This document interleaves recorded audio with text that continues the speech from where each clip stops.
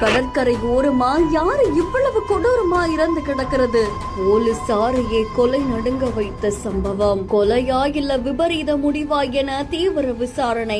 சென்னை கிழக்கு கடற்கரை சாலை பக்கத்துல இருக்கக்கூடிய அக்கறை கடற்கரை ஓரமா தினேஷ் கார்த்திகோடைய வீட்டுக்கு பக்கத்துல அழுகிய நிலையில ஆண் ஒருத்தருடைய சடலம் இருக்கிறதா நீலாங்கரை போலீசாருக்கு தகவல் கிடைச்சிருக்கு. தகவல் அறிஞ்சு போலீசாரும் சம்பவ இடத்துக்கு போயிருக்காங்க. அப்போ முகத்த பிளாஸ்டிக் கவரால மூடப்பட்டு அழுகின நிலையில இருந்த அந்த உடலை கைப்பற்றி இருக்காங்க. அதை தொடர்ந்து உடற்கூறாய்வுக்காக சென்னை ராயப்பேட்டை அரசு மருத்துவமனைக்கும் அனுப்பி வச்சிருக்காங்க. அந்த உடலுக்கு பக்கத்துல மது பாட்டில்களும் பையும் இருந்ததா தெரிவிக்கப்பட்டிருக்கு. அதை சோதனை பண்ணி பார்க்கும்போது வேலூர் காட்பாடியை சேர்ந்த 33 வயதாகக்கூடிய கலையரசன் அப்படின்னு அடையாளம் காணப்பட்டிருக்காமா. போலீசாருடைய முதற்கட்ட விசாரணையில கலையரசன் குடும்ப பிரச்சனை காரணமா வீட்டை விட்டு வெளியேறி கடந்த 1 வருஷமா தனியா தான் இருந்துட்டு வந்திருக்காங்களாமா.